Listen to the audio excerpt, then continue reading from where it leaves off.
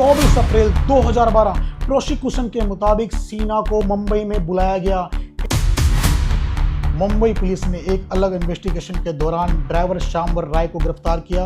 पूछताछ के दौरान उसने सीना बोरा मर्डर से जुड़ी जानकारी देने का दावा किया, लेकिन 2015 में एक ऐसी गिरफ्तारी होती है जो सिर्फ एक मर्डर मिस्ट्री ही नहीं बल्कि एक पावरफुल फैमिली के राज को भी खोल देती है।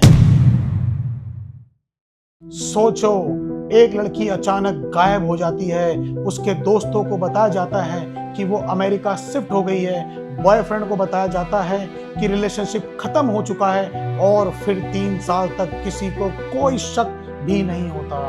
लेकिन 2015 में एक ऐसी गिरफ्तारी होती है जो सिर्फ एक मर्डर मिस्ट्री ही नहीं बल्कि एक पावरफुल फैमिली के राज को भी खोल देती है। इस कहानी में पैसा है, पावर है, झूठ है और एक ऐसा फैमिली सीक्रेट जिसने पूरे देश को हैरान कर दिया। यह है सीना बोरा केस। सीना बोरा असम की रहने वाली एक यंग वुमेन थी। वो मुंबई में काम करती थी और अपनी प्रोफेशनल लाइफ बना रही थी। पब्लिक रिकॉर्ड के मुताबिक बहुत से लोगों को यह बताया गया था कि इंद्राणी मुखर्जी उसकी बहन है, लेकिन बाद में इन्वेस्टिगेशन में सामने आया कि सीना इंद्राणी की बेटी थी, ना कि बहन। फैमिली रिलेशनशिप खुद इस केस का एक बड़ा और कंफ्यूजिंग हिस्सा बना।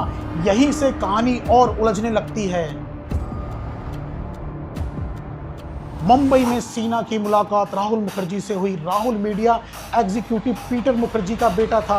दोनों रिलेशनशिप में आ गए, लेकिन रिपोर्ट्स के मुताबिक इस रिलेशनशिप को लेकर फैमिली के अंदर तनाव था। इसी बीच अप्रैल 2012 आता है और इसी महीने के बाद सीना को किसी ने दोबारा जिंदा नहीं देखा।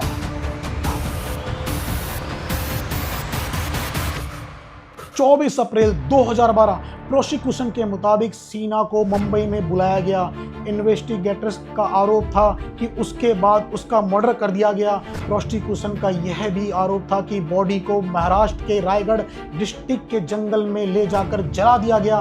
ध्यान रहे, यह प्रोसिक्यूशन का वर्जन है और इस केस की कानूनी प्रक्रिया अभी भी पूरी तरह समाप्त नहीं हुई है।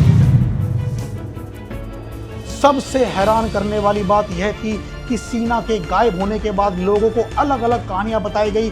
किसी को बोला गया कि वो अमेरिका चली गई, किसी को कहा गया कि उसने सबसे कांटेक्ट तोड़ दिया। राहुल को भी ऐसे मैसेज मिले जिससे लगा कि सीना खुद बात कर रही है। इस वजह से कई लोगों को लगा कि वो जिंदा है और इसी तरह 3 साल बीत गए।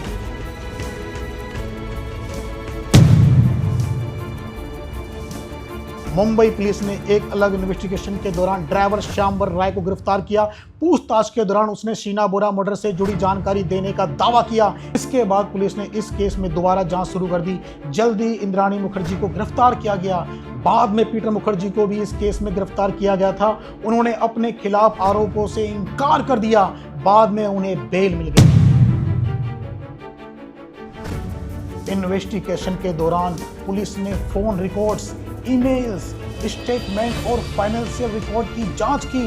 रायगढ़ से मिले ह्यूमन रिमेन्स का फॉरेंसिक एनालिसिस भी इन्वेस्टिगेशन का हिस्सा बना। प्रोसिक्यूशन ने अपना केस इन सबूतों और गवाहों के आधार पर तैयार किया। डिफेंस ने प्रोसिक्यूशन की कहानी और कई सबूतों पर सवाल उठाए। इसी वजह से ये केस सालों तक कोर्ट में चलता रहा।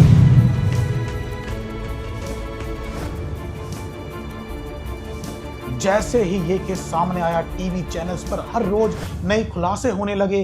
लोगों को सबसे बड़ा शौक इस बात का लगा कि जिस महिला को सालों तक सीना की बहन बताया गया, वही असल में उसकी मां निकली। मीडिया कवरेज ने इस केस को इंडिया के सबसे ज्यादा चर्चित क्रिमिनल केस में ला खड़ा किया। इस केस में ट्रायल लंबा चला। कई आरोपी बेल पर बाहर आए। कोर्ट में कानूनी प्रक्रिया कई सालों तक जारी रही।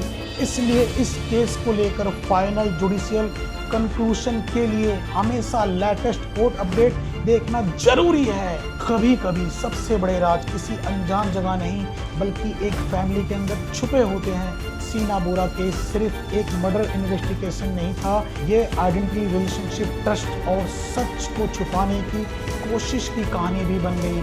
और शायद इसलिए इस केस में पूरे देश को हिला डाला। तो दोस्तों, सच और अफवाह के बीच का फर्क समझना बहुत जरूरी है, इसलिए हमेशा किसी भी केस को सिर्फ सोशल मीडिया से नहीं बल्कि फैक्ट और एविडेंस के साथ समझने की कोशिश कीजिए। अगर आपको ये डॉक्यूमेंट्री पसंद आई हो तो चैनल को सब्सक्राइब जरूर कीजिए। मैं फिर मिलूंगा एक नए टॉपिक के साथ, एक नए इन्वेस्टिगेशन के साथ।